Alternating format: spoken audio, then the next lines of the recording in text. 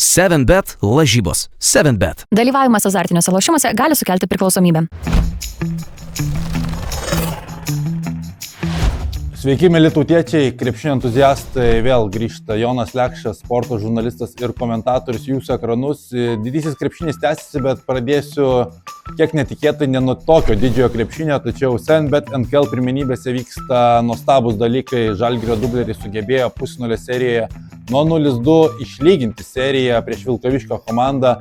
2-2 dabar ir antradienį grįžta serija finaliniams lemiamoms rungtynėms į Kauną, į Kaustos legendinę salę, kur žalgiriečiai jaunieji turės galimybę žengti į NKL finalą, kur laukia jau Telšių klubas. 2-2 ir dabar emocinė pusė akivaizdžiai yra Žalgirio dublerių pusėje, jie sugebėjo išlyginti seriją išvykoje net ir be Dovydo Buikos, kuris žaidė už pagrindinę Žalgirio komandą prieš 7bet Lietkabelį, tad manau, kad žalgiriečiai ant tos geros bangos, pasijungus Buikai, judant labai solidžiai Mantui Juzėnui, Jokūbas Rudaitis parodė įspūdingus savo gebėjimus Vilkaviškyje, manau, kad ant tos bangos žalgiriečiai ir iškovos pergalę, nors Vilkaviškio ekipa yra tempiama legionierių, pagrindinis žmogus Braisas Magraidas tikrai atrodo gerai pusfinalio serijoje, bet manau, kad jis sugebės pažaboti Žalgirio jaunieji talentai ir iškovos solidžią pergalę 70 taškų persvarą žengs į finalą. Nu ir ką, Eurolygoje paskutinis reguliariojo sezono turas, daug nežinomųjų, nors ir žinoma visas 10 komandų patenkančias į tolimesnį etapą, tačiau tos vietos gali įsidėstyti labai įvairiai, milžiniška kova dėl patekimo tiesioginį atkrintamasias ir įkrintamasias, ir pradedu nuo susitikimo Miunchene, Bayernas prieš Stambulo Fenerbahče. Fenerbahče pralaimėjo Barcelonai, susikomplikavo savo šansus iškovoti pirmąją vietą reguliariajame sezone, dabar jiems reikia ne tik laimėti Miunchene, bet ir laukti Olympiakos, o nesėkmės prieš Tel Avivo Maccabi. Vis dėlto net ir pralaimėjimo atveju Miunchene Fenerbahče greičiausiai nukristų net į trečiąją vietą, juos aplenktų Atėnų Panathinaikosas, kuris turi tarpusavio pranašumą, tad Šaro kariaunai tai yra rimtas išbandymas. Kita vertus, Miuncheno Bayernas taip pat susikomplikavo savo padėtį žengti į šešetuką, kadangi pralaimėjo jau laimėtas rungtynes prieš Tel Avivo Maccabi.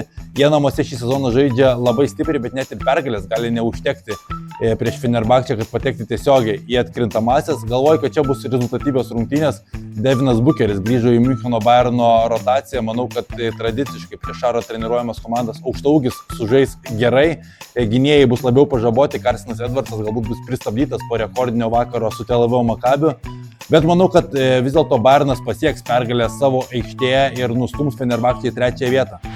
Tas pats vakaras ir Madrido Realas vyksta į Belgradą, kur atrodė, kad tai gali būti kertinis mačas dėl patekimo į įkrintamasis, tačiau Partizanas pralaimėjo Kaune, prarado visus šansus žengti toliau ir dabar norės tik taikiai ir gražiai atsisveikinti su savo žiūrovais.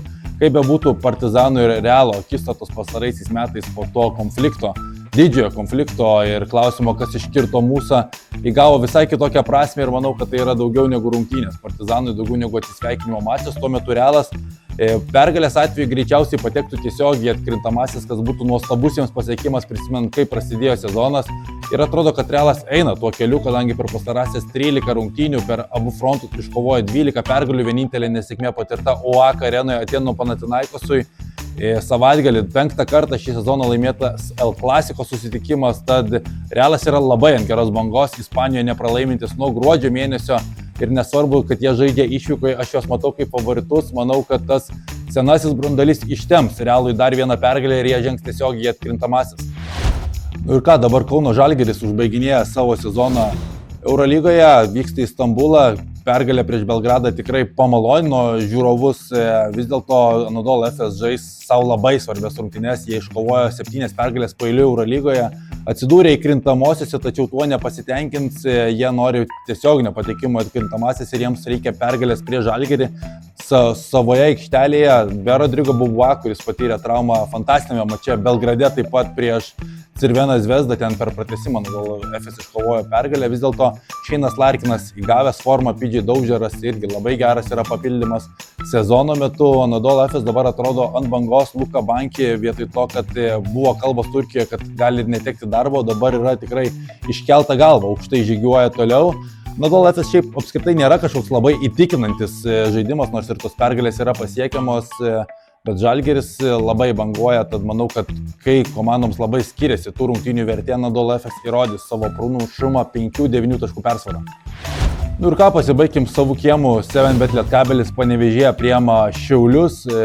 Šiauliai tikrai ant bangos, labai užtikrinti susitvarkė su Utenos Juventusu. Tuo metu Panevėžyje 7bet Lietkabelis kovojo iki pat paskutinės minutės su Kauno Žalgiriu, metė rimtą iššūkį prieš tai užtikrintą pergalę prieš Vilkus. Tad galima sakyti, kad abi komandos šiuo metu yra pakilime ir abi komandos siekia daugiau negu yra šiuo metu turnyrinė lentelėje. Lietkabelis 5 su 12 pergalių ir 12 pralaimėjimų, tuo metu Šiauliai yra iškovoję 10 pergalių ir žengia 7 pozicijoje. Abi komandos nori pasigerinti savo pozicijas ir galvoju, kad 7bet Lietkabelis čia ateina užtikrintesnis, kadangi nors Žydrūnas Urbonas ir džiaugiasi sugrįžusi žaidėjais, tačiau prarado vėl Jerry Blakesą, neaišku, kiek laiko komandos lyderis yra iškritęs iš rikiuotės, tuo metu 7bet Lietkabelis nors ir prarado Vytenį Lipkevičių, ieško papildymo perimetro linijoje. Jie turi pakankamai solidžią sudėtį, galinčią kovoti dėl medalių vietinėse pirmenybėse, tad prognozuoju, kad Šiaulių puolimas bus šiek tiek apribotas, jie mažiau pelnys negu 90 taškų, liks toli nuo savo vidurkių ir Lietkabelis iškovos pergalę 5-9 taškų persvarą. Nu ką, šiandien atsisveikinu, nepamirškite palaikinti mano kanalo, nepamirškite žiūrėti krepšinio, nepamirškite prognozuoti ir mėgautis didžiuoju krepšiniu, kadangi ateina lemiamų kovų metas. Iki.